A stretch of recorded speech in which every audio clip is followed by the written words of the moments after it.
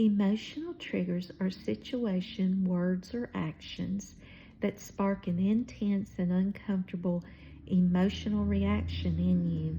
It feels automatic or hard to control. Your flight or fight response often kicks in. Think of triggers like buttons that get programmed into your brain, usually from past experiences. When something in the present resembles that past situation, you feel a strong emotion like anger or anxiety, shame or sadness, sometimes before you even consciously understand why. If you were harshly criticized as a child, someone giving you feedback as an adult might trigger feelings of shame, guilt, or defensiveness, even if the feedback is constructive and kind.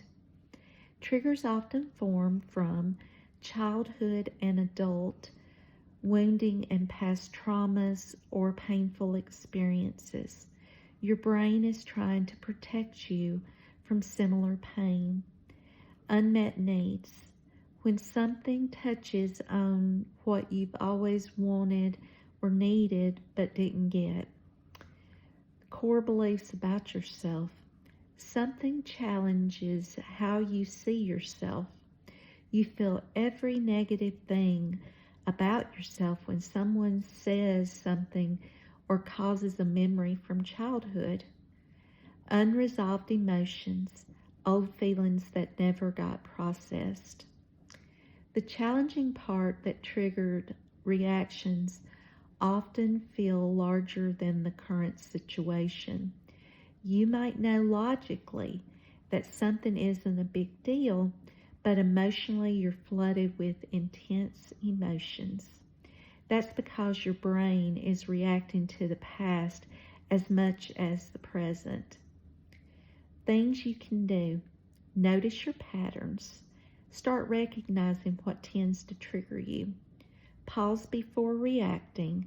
Even a few seconds might help. Try not to get sucked into a full trigger. Ask yourself, is this about now or is it about then? Also, what is this teaching me? Be gentle and compassionate with yourself. Triggers aren't character flaws, they're a human response. Positive affirmations. You are kind. You are loved. You are complete. You are enough. For me, triggers felt like PTSD. It replayed over and over in my mind. Some may think it's just anxiety or depression. It's not. Understanding your triggers is actually a path to greater self-awareness and emotional freedom. Once you recognize them, you can start responding rather than just reacting. It took me 6 years to stop major triggers involving abandonment, rejection, and self-worth. I didn't know how to handle them, but I've learned how to do it. My core wounds were my constant companion. An excerpt from my second book, Healing Sacred Wounds While Reclaiming My Power. In the past, I've had irrational thoughts that have made me isolate myself. When this blackness overtakes me, no one in my sphere understands my internal pain. I've hidden in drugs and alcohol, indulged in casual sexual relationships, and even left town to avoid and escape the pain. But all of it's only a temporary fix. While in this destructive energy, I grip the handles on a spinning merry-go-round, trying to avoid being thrown off. My mind swirls into instant, overwhelming anxiety and impending doom.